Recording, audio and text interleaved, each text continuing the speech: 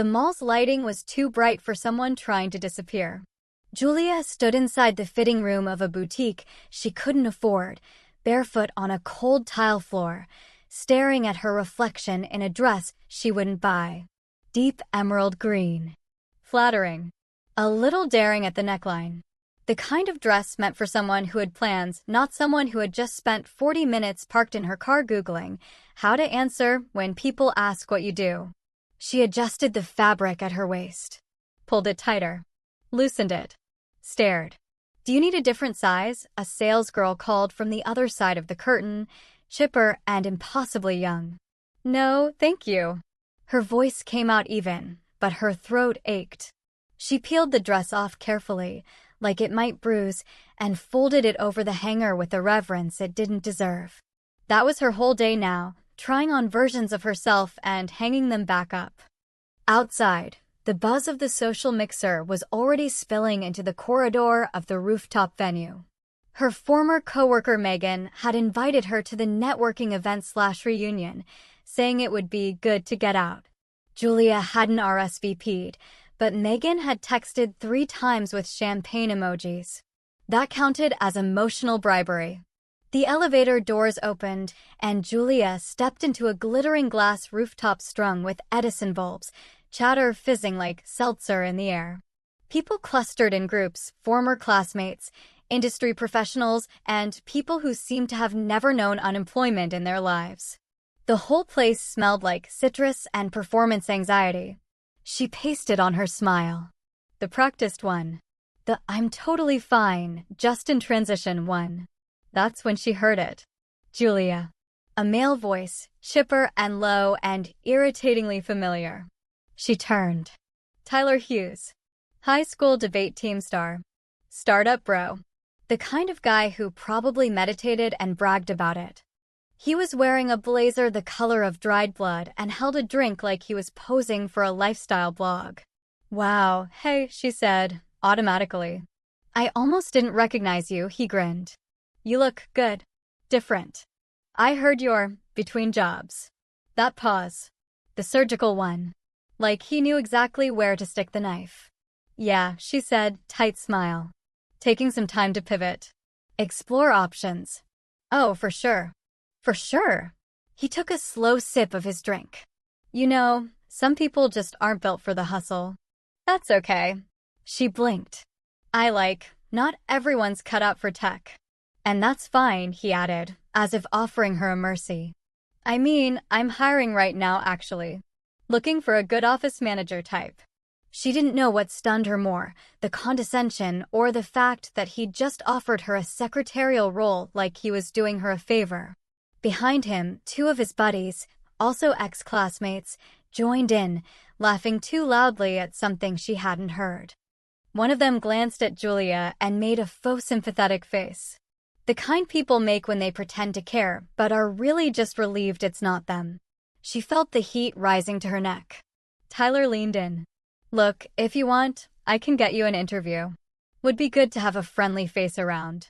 She smiled again. It was the kind of smile you practice when you're trying not to scream. "Thanks," she said, her voice calm. "I'll think about it." Then she turned on her heel, walked straight past the bar, and exited the event with her shoes clicking like punctuation on marble. Outside, the night air hit her like a slap, cool, honest, unscripted. She didn't cry. Not then. She sat on a bench under a burnt-out street lamp, watching a moth beat itself stupid against the glass. Maybe it thought the light was still on. Maybe it didn't know it was chasing something that was never going to glow again. That was her, wasn't it? Chasing a job that had ghosted her. Chasing relevance. Chasing confidence in the eyes of people like Tyler, who measured success in salaries and stock options, and how many underlings they could mock at parties. But here's what Tyler didn't know. Julia had already interviewed the day before, with a promising startup backed by a serious VC. They hadn't made an offer yet, but the woman she spoke to, a no-nonsense executive named Vera, had liked her. Said she had grit. No one had ever said that to Julia before. She looked down at her hands. They were steady. Then she stood, took a breath that filled her chest all the way to her ribs, and walked toward the subway station like she knew exactly where she was going. Because maybe, for the first time in weeks, she did.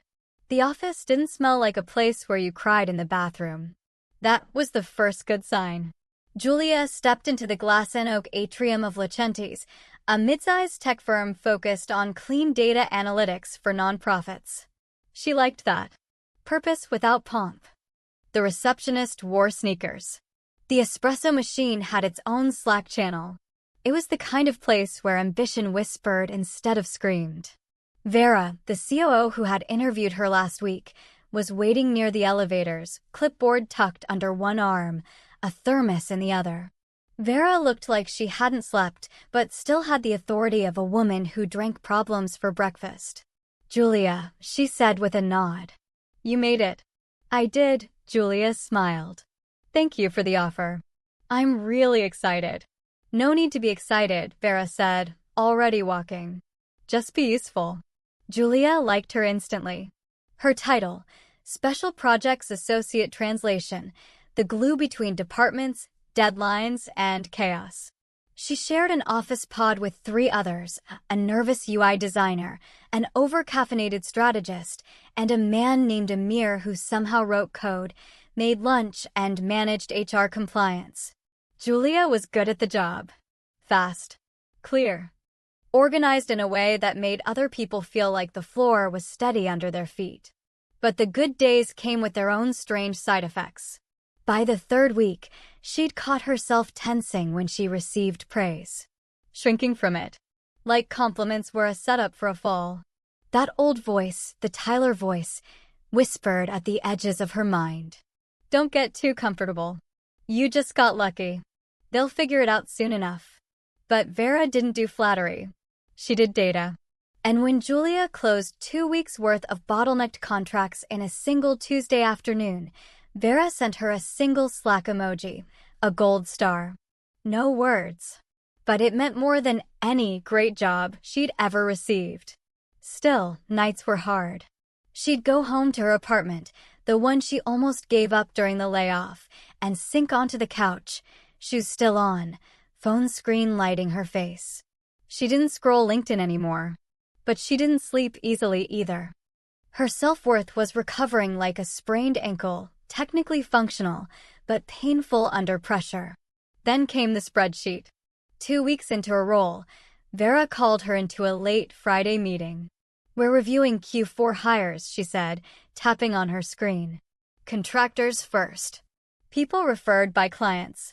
Some of these were fast-tracked without proper review. I want your help vetting them." Julia leaned forward. There were 5 names on the list. And there it was, 4th from the top. Hughes, Tyler. Consultant, Strategy, and Ops. Status, under review. She stared at it, willing it to be someone else. A coincidence. The wrong Tyler Hughes. But there was the email. The resume. The same smirking face from LinkedIn. Same man who offered her a job as a receptionist 2 weeks ago without even knowing she was more qualified than him. "He applied for our ops team?" Julia asked, tone neutral. "Came with a high-level referral. Client contact from an old VC group. But his interview scores are inconsistent." Vera tapped the table. One manager loved him. Another said he talked over the panel. Arrogant. Julia kept her expression neutral. "You've met him?" Vera asked, eyes sharp. "We went to the same high school.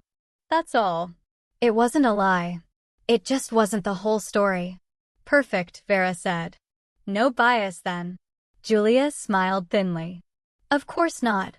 That weekend was war. Internally. She spent Saturday grocery shopping and replaying that party in her head. Tyler's voice. The chuckle. The way his friends had looked through her like she was barely there. And now he was trying to claw into the same place she'd bled to get into. Worse, he might not even remember mocking her. Sunday, she drafted her notes on the candidates. 4 were qualified. Strong records, good references. Then there was Tyler. His portfolio was bloated with buzzwords. His experience was real, but padded more startup jargon than substance. And Julia, who'd sat through his small-minded insult and survived it, now had the job of deciding whether he'd get another chance. The power made her uneasy. Not because she didn't want it, but because she wasn't sure what she'd do with it. What would Vera do? The question anchored her. Vera would make the right decision. Not the emotional one. Not the dramatic one. Just the correct one, no more, no less. So that's what Julia did. Monday morning. Final review. The panel sat in a glass-walled conference room. Julia was the only junior member, but Vera insisted she stay. Your notes were thorough, she said. Stay. Julia watched silently as the hiring manager flipped through the candidates. I'm still torn on Hughes, the manager said. He talks big, but the numbers are underwhelming. He's all pitch, no plan, said Amir. I flagged him for it. Same, Julia said, her voice calm. He's good at appearances, but the deliverables don't add up. Flashy, but unstable. She paused. Honestly, I think he'd disrupt team cohesion. The words came out clean. Not cruel. Not vindictive. Just true. There was a brief silence. Then Vera spoke. Agreed, she said. Reject. Just like that. A single word and a chapter closed. Quietly. Without spectacle. Julia felt no joy. But something inside her exhaled, like a tight wire had finally gone slack.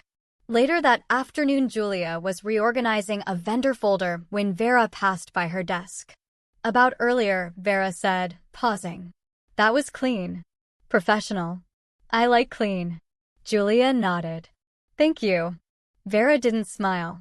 She rarely did. But she gave Julia a slow nod, and in Vera's speak, that was practically a hug. When Vera walked away, Julia clicked open her email.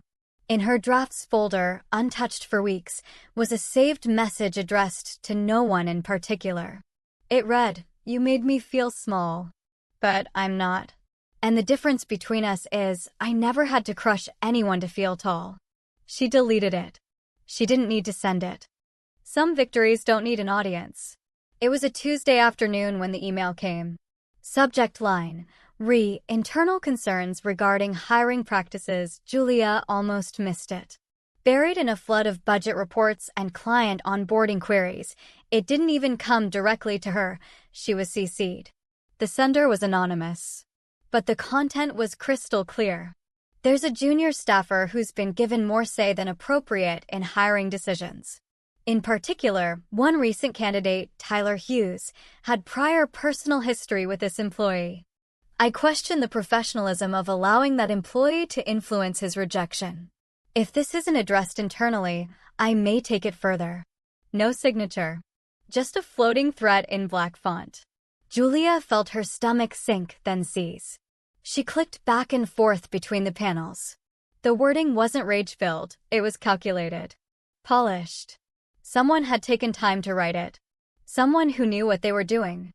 Someone who knew enough to hurt her without even using her name. The meeting room door clicked open behind her. Vera stepped in. Closed it gently. Sat down across from her. No clipboard this time. You read it? She asked. Julia nodded, the air already thin in her chest. Vera studied her like a surgeon examining a heartbeat she wasn't quite sure was strong enough. I know this wasn't personal, Vera said. I also know it's personal now.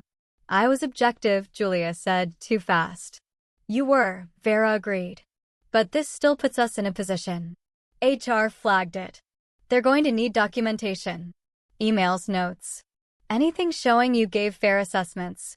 Julia opened her laptop, hands stiff. I kept records. I wrote evaluations before I even saw the shortlist. Vera nodded once. Good. Keep them organized. Send to HR today. Then Vera hesitated, something Julia had never seen her do before. You okay? She asked, finally. Julia looked at her screen. I don't know. The fear came later. Not in the meeting. Not when she sent the files to HR. Not even when Vera assured her the company would back her unless the allegations escalated. No, it hit her that night. Alone. In bed. Wide awake. Her mind ran in circles. Who saw me with him? Who heard that conversation? Did someone tell him I was on the hiring panel? Could it be Megan? Did one of his friends from the party say something? The truth felt like a ghost in the hallway, always behind her, never caught. And worst of all, what if they believed him? What if everything I worked to build is still fragile? What if I still look small from the outside? She'd been so careful, so clean. And still, somehow, it wasn't enough. Then came the phone call. It was Friday. Late. She was the last one at her desk when her phone rang. Unknown number. She shouldn't have answered. But she did. Julia. His voice was unmistakable. Tyler. She went still. I know I'm not supposed to call, he said, but I wanted to clear the air. Her body stiffened. She almost hung up. But something kept her on the line. You shouldn't be contacting me, she said, voice even. I know, he said quickly. It's just look, I didn't file that thing. I didn't write it. One of my friends did. Mark. He was pissed after I got rejected. Said it looked personal. Julia said nothing. I told him not to. I didn't think it would go anywhere. She could hear the sound of his breath on the line. That same entitled confidence, now edged with panic. I'm not mad, he added. Honestly, I deserved the rejection. That panel, well, I could tell I blew it. Julia's heart thudded in her chest. Then why are you calling? She asked. There was a pause. Because I remembered the party, he said, voice lower. I remembered what I said to you. I was being an ass. She swallowed hard. And I wanted to say sorry. For that. For assuming things. I didn't even know you were in tech. You didn't say. I didn't owe you an explanation, she said, cold. No, you didn't. Another pause. But I guess I just wanted you to know. I'm not proud of how I acted. A strange, hollow silence stretched between them. A kind of stalemate, two versions of themselves suspended in time, years and shame apart. Then Julia asked, quietly, would you have apologized if I wasn't in a position of power? He didn't answer. She didn't wait for one. She hung up. That weekend, she didn't work. She walked the city. Let herself wander into bookstores and coffee shops and outdoor markets where no one knew her name. She let her body remember she wasn't a job title. She was still Julia. Whole, even when others tried to shrink her. The Tyler thing wasn't over. HR would still review it. There'd be follow-ups. But the call had changed something. Not because he apologized. Not really. But because for the first time, she realized that power didn't feel like she thought it would. It wasn't a clean high. It didn't heal the sting of being laughed at in a room full of people. And it didn't unwrite the nights she'd gone to bed questioning her value. It just made her responsible for choosing the kind of person she wanted to be now. Monday morning, she sat at her desk, watching the sunlight hit her keyboard. Her inbox chimed. HR had closed the matter. No further action. Her documentation had been enough. The anonymous complaint was filed and dismissed. But what mattered most to Julia wasn't the result. It was the decision she'd already made to respond without vengeance, without drama, and without needing the last word. That was growth. That was real. She closed the email, sipped her now cold coffee, and opened a blank document. Title: For the Girl Who Thinks She's Behind. She didn't know what she was writing yet, but the words would come. Because she wasn't behind. She was just getting started. There are two Julias in the mirror. The one who smiles in meetings and leads vendor calls like a storm in a tailored blazer. And the one who, on a random Thursday evening, finds herself frozen in the hallway of her apartment building, keys in hand, listening to the faint echo of a familiar laugh behind a neighboring door. Tyler. Apartment 5B. She didn't know he'd moved in. Or maybe he always lived there and their paths had just never crossed. The city could be cruelly coincidental like that. She stared at the door a moment too long. Laughter again. Two voices. Male. Confident.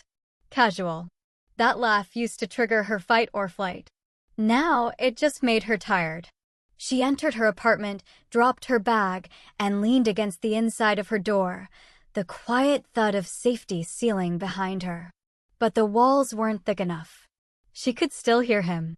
A life going on, untouched. She turned on the kettle, even though she didn't want tea.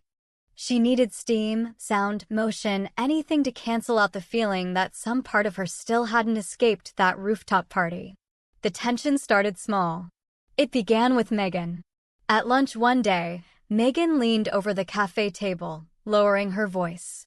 "So, I heard about the whole Tyler thing. That got messy, huh?" Julia blinked. "What do you mean?" Megan sipped her smoothie. It's going around. People saying you were behind his rejection. That you used the panel to get back at him for something." Julia set down her fork. "It wasn't revenge," she said. "I know that," Megan said, too quickly. "But you know how this place is. One little story, and people run with it." Julia felt the air shift around her. Her skin went prickly. "What story?" she asked. Megan hesitated. "Just that you two had history. That he embarrassed you once. And now you're in charge, so, you know." Julia stared at her. "Did you tell anyone about that party?" "I mean, I mentioned it. But I didn't say anything bad," Megan said, laughing nervously. "I just said you knew him. I didn't realize it would spread." Julia stood up. "I have to go."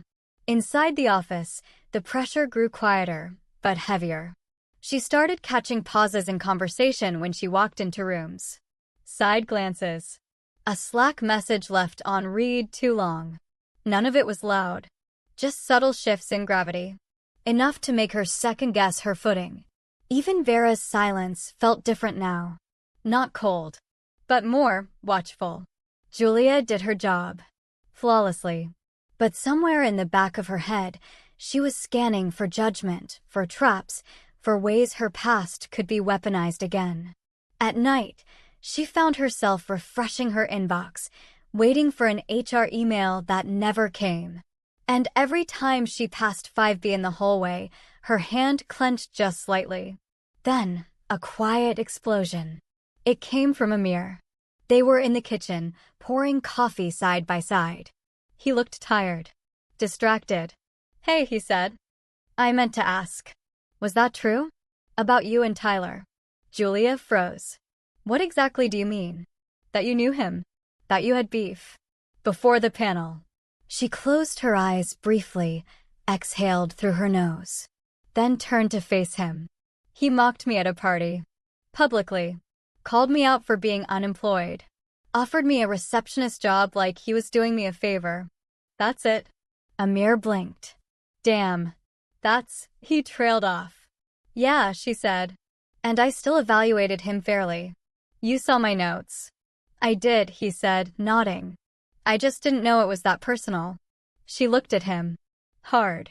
"Does that change anything for you?" He hesitated. "Not long. But long enough." "No," he said. "You did your job. But people talk. You know how it is." She nodded. But something cracked inside her. That night, she couldn't sleep. So she did something she hadn't done in months. She opened an old folder on her laptop, Job Hunt 2024.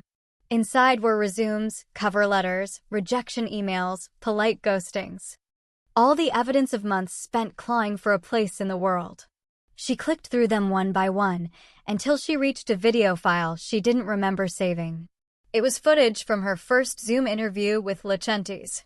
The screen was grainy, her lighting awful. But her voice was steady, her eyes clear. She'd answered Vera's questions with conviction, even then. Even when she was scared.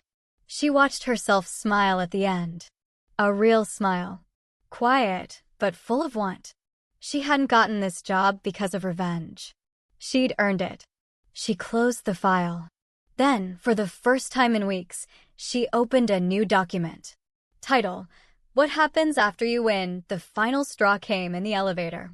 1 week later. She stepped in. Doors started to close. A hand reached in to stop them. Tyler. His expression faltered when he saw her. But he stepped in anyway, eyes fixed on the button panel. Neither of them spoke.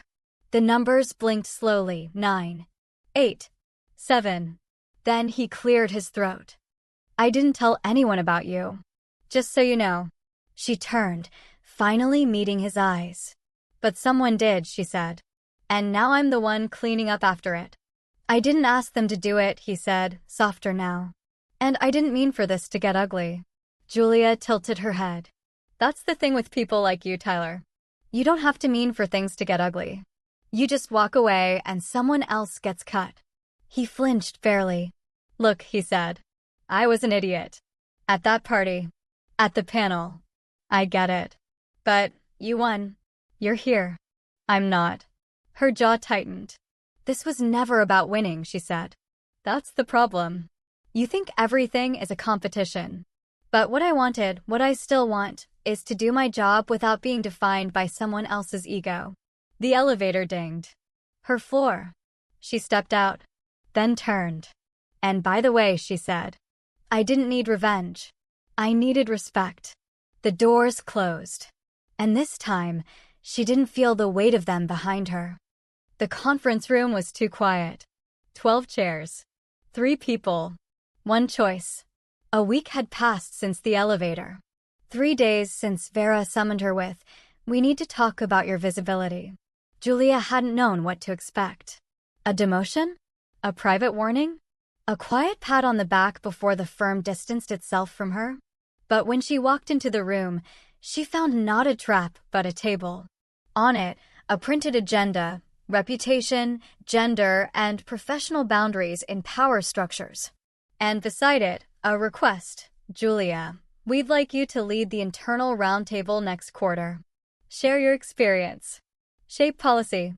The words hadn't made sense at first. You want me to talk about what happened? Vera, leaning back in her chair, nodded. With your permission. Yes. It doesn't have to be about Tyler. It can be about you. About how we move forward. What this company needs to change. Julia stared at the paper. Her heart thudded like it was trying to escape her chest. I don't know what I'd say. Vera didn't flinch. That's why we're asking you to say it. That night, she sat with the ghost. She didn't mean to find the old video. The rooftop footage. Someone had posted it months ago, a private party recap, stitched together with trendy music and flashy cuts. Julia had never watched it before. Never needed to. But tonight she did. There it was, the laugh. The smirk. The dismissive wave of Tyler's hand. Her face caught in the background, small, stung, politely laughing at the joke made about her. She paused it there. Froze her own expression. That moment had defined her for too long. That version of herself, polite, apologetic, silently absorbing cruelty, had lived rent-free in her head for months. But now, watching it, she didn't see weakness. She saw a woman who was still standing, still breathing, still showing up. That was never smallness. That was survival. And survival wasn't quiet. It was revolutionary. She wrote her speech in one sitting. Not for revenge. Not for applause.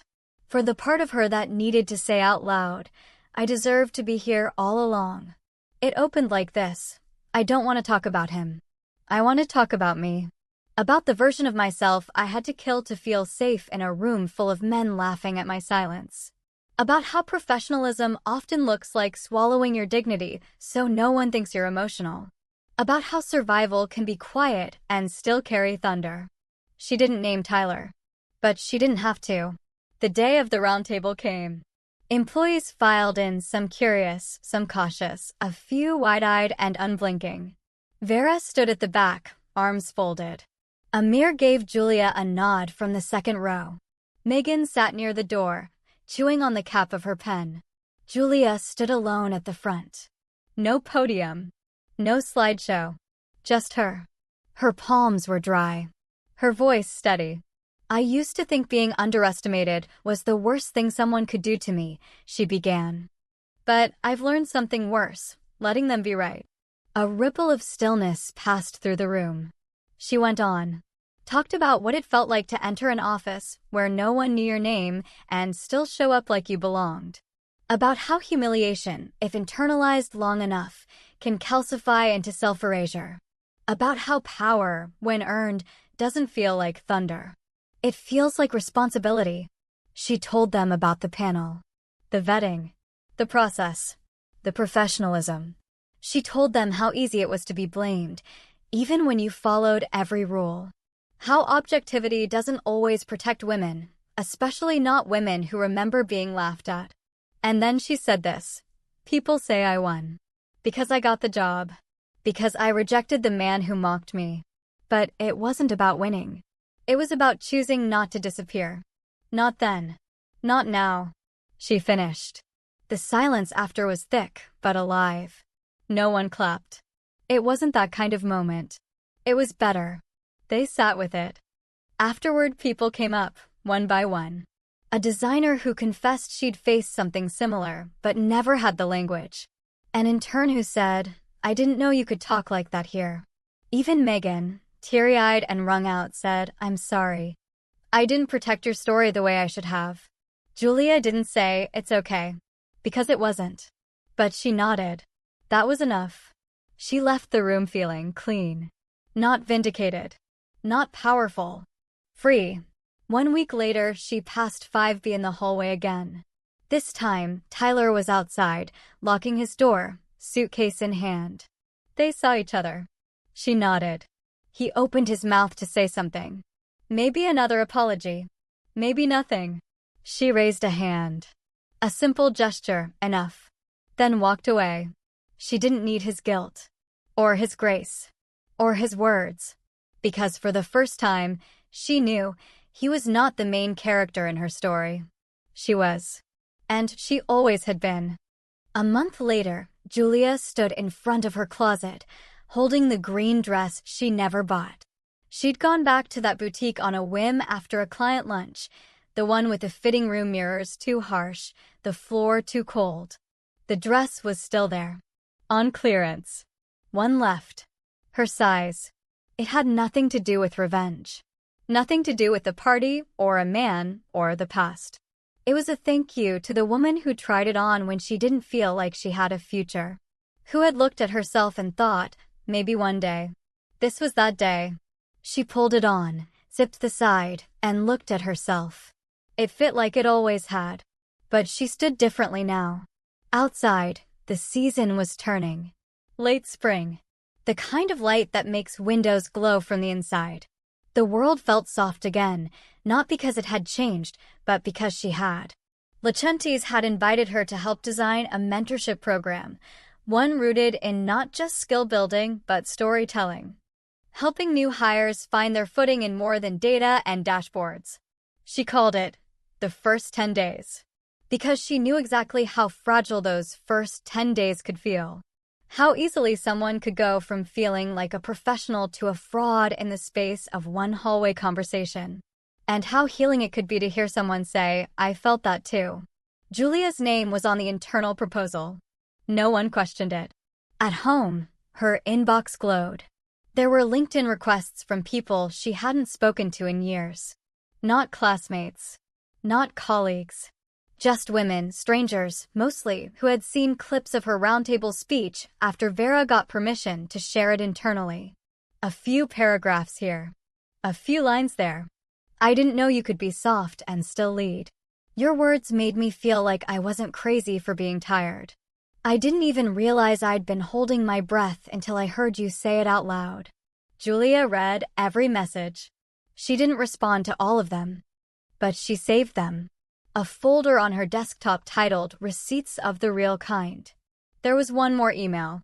From a personal address. No subject line. She opened it. "Julia, I'm moving cities. Thought I'd say goodbye. I meant it when I said I was sorry. Even if it came too late.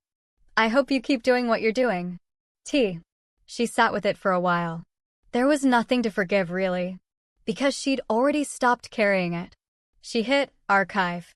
Then shut her laptop. Later that week, Julia stood at the front of the mentorship orientation, 20 new hires, fresh-eyed and overqualified and unsure. She could see the same tight smiles she once wore. The nervous hands. The eyes searching for anchors. She started like this. You don't have to be loud to be strong. You don't have to know everything to be here. You don't need to shrink just to make someone else feel tall. A pause. Then, you belong. Even before anyone says so out loud. One woman in the back wiped her eye. A young man in the front nodded, maybe to her, maybe to himself. Julia smiled. Not the practiced one. The real one. She saw the ghost of herself in that room. The version who walked in months ago with too much fear and too little faith. And she knew now, that version was never weak. She was just becoming. One more thing that weekend, she started writing again. Not a speech. Not a report. A letter to no one. To herself. To the girl at the party. To the voice that told her she wasn't enough. It began, you were always more than the room gave you credit for. And one day, you'll walk in, not to prove them wrong, but to prove yourself right. The final image late at night. City lights humming beyond her window. Julia alone, curled on her couch with her laptop balanced on her knees. The green dress draped over a chair nearby. Her face lit by a blank document slowly filling with words, slow, unhurried, steady. No audience. No urgency. Just her. Writing not to fix herself, but to remember her. The girl who kept showing up. Who never stopped trying. Who finally realized she was never small. Just quiet. And quietly unstoppable.